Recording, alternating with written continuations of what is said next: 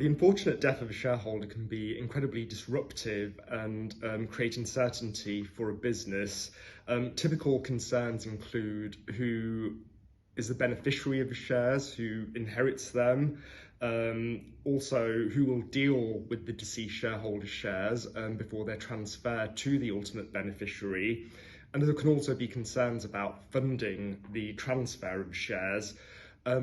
In a situation where a shareholder dies without a will, that is, they die intestate, the beneficiaries who can potentially inherit the shares might be individuals who are completely unknown to the company, and they might not actually have the same views and values as the deceased shareholder. On top of that, they might not be very interested in running the business, yet they're expected to make important decisions that can impact the business. So these are generally the concerns a lot of surviving shareholders will have.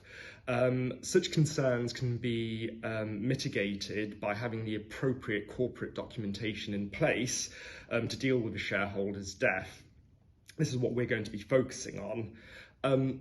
In the absence of a will, a shareholder will usually have their estate administered by what is known as an administrator or a personal representative, and the administrator will have the right to deal with the shares once letters of administration are granted and obtained by that individual.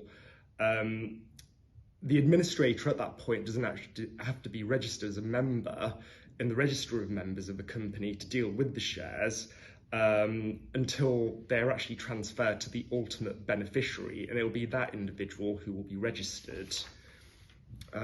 It's important to determine, first and foremost, what the administrator's involvement in the company will be following the death of a shareholder and once they're able to act. And a company's articles of association can set this out. And for instance, there might be rights to vote or rights to attend meetings, but the articles can amend those rights and restrict them. So before an administrator deals with a deceased shareholder's shares, for instance, by transferring them to a beneficiary, they must firstly consider the circumstances surrounding those shares, as well as any documentation which dictates how the shares are to be dealt with. If the deceased shareholder held the shares jointly with another shareholder, typically those shares will legally transfer over to the surviving joint owner of the shares.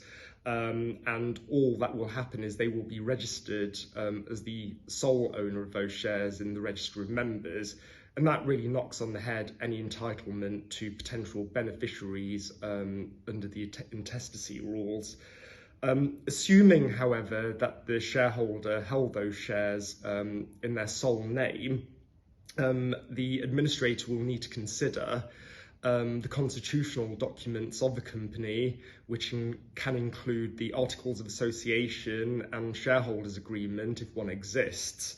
And these documents will likely contain provisions dealing with what happens on the death of the shareholder and their shares. The administrator must follow the provisions within these documents whilst also acting in the interests of the estate, but it's essential that they do follow what these documents say to avoid transferring the shares in breach. So common provisions to look out for in the Articles of Association and or Shareholders Agreement can include things like preemption rights, which give the surviving shareholders a right of first refusal over the shares.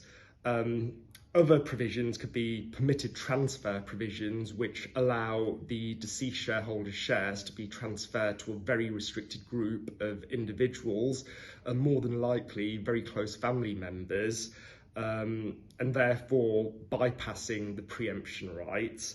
And then compulsory transfer provisions may also exist in these documents, and they essentially allow the surviving shareholders to purchase the deceased shareholder's shares, but if they decline, those shares can then be offered to third parties. Whilst these provisions are there essentially to protect a company, and also ensure that the shares aren't just going to anyone, it can mean that the potential beneficiaries under the deceased estate might not have any claim or right to the shares or their value, which is why it's really important that an administrator looks through these documents carefully. Another document that's incredibly important to A, determine whether it exists, and B, determine what it says, is a cross-option agreement. This is essentially a document which allows surviving shareholders to purchase the shares of a deceased, but can sometimes also allow a personal representative to force a sale of the shares. Now, that's obviously a very onerous provision and is contrasted with the earlier provisions which I discussed in the articles and/or shareholders agreement, because being forced to purchase the shares means those shareholders must have the funds available to do that. Now, a cross-option agreement is usually backed up by a life assurance policy which each individual shareholder takes out for the benefit of the remaining shareholders, and it's usually held on trust for them. And in the event that a shareholder dies, the life insurance policy kicks in and the funds are then released to those shareholders, and they can then be filtered down to the beneficiaries under the deceased's estate. So a cross-option agreement is an incredibly useful document to have because it provides certainty for the remaining shareholders. They can continue running the business and also know that they've got the funds available to purchase the shares. The drawbacks of having the life assurance policy in place, however, is that the actual value of the shares are kind of almost frozen in time in accordance with what the policy will pay out. And so it's really important to regularly check the policy and also the value of the shares to ensure that the value it pays out matches what the shareholder, the deceased shareholder, would expect his beneficiaries or her beneficiaries to receive. When considering a cross-option agreement, it's really important to look at the potential tax implications and also ensure that the cross-option agreement ties up with the shareholders agreement. So one of the other considerations that might be found within a cross-option agreement is the fact a company may be able to also purchase the shares and not just the shareholders. And if that's the case, additional considerations will need to be given around the buyback regime. So hopefully this discussion illustrates the importance of an administrator checking through all the documentation.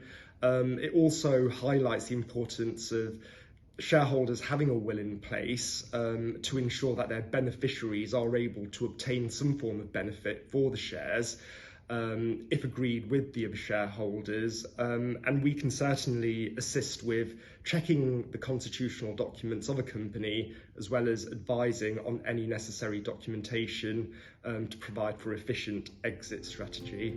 Thank you.